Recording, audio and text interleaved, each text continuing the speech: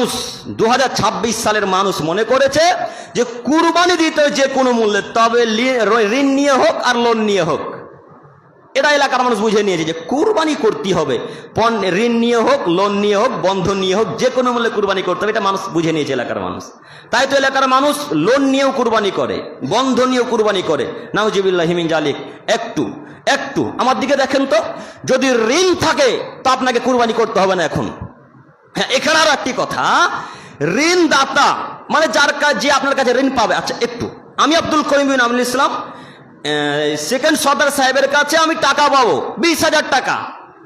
তো সর্দার সাহেব এসে বলছে, আব্দুল করিম সাহেব আমি তো কুরবানি করতে ইচ্ছুক, আমার তো টাকা পয়সা তেমন নেই, আপনিও 20,000 টাকা পাবেন, তো আপনার কাছে আমি রুখসাত চাইছিলাম, আপনার কাছে আমি 2-3 মাস আরো সময় চাচ্ছি, আপনি যদি অনুমতি দেন যে হ্যাঁ 3 মাস পর টাকাটা দিবেন, তাহলে আমি আপনার কুরবানিটা দিতে পারি। আমি আব্দুল করিম বিন আমিনুল ইসলাম যদি অনুমতি দিই যে হ্যাঁ আপনি কুরবানি দেন 3 মাস পরে, কেন 1 বছর পর টাকাটা দেন না, কোনো যায় আসে না। যদি এইভাবে আমি অনুমতি দিই তাহলে এই সর্দার সাহেব কুরবানি দিতে পারে, নইলে আব্দুল করিমকে আগে টাকা দিতে হবে।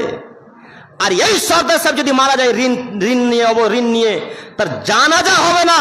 যদি তিনি ঋণ অবস্থায় মারা যায়, কারো কেউ ওর কাছে যদি টাকা পায়, তার জানাজা হবে না। মোহাম্মদ সাল্লাল্লাহু আলাইহি সাল্লাম জানাজাতে আসলেন, এসে বলছেন এই লোকটার কি ঋণ আছে?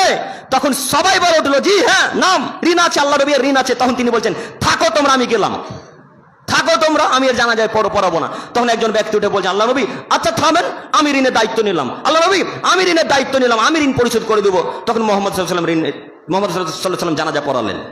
তার মানে বোঝা যাচ্ছে ঋণ থাকলে জানাজা হয় না, কুরবানি না দিলেও জানাজা হবে, কিন্তু ঋণ নিয়ে অবস্থা যদি মারা যান তো জানাজা হবে না। অতএব আপনাকে আগে ঋণ পরিশোধ করতে হবে, তারপরে কুরবানি। কেন আপনি লোন নিয়ে কুরবানি করলেন? কেন বন্ধনের টাকা নিয়ে কুরবানি করলেন?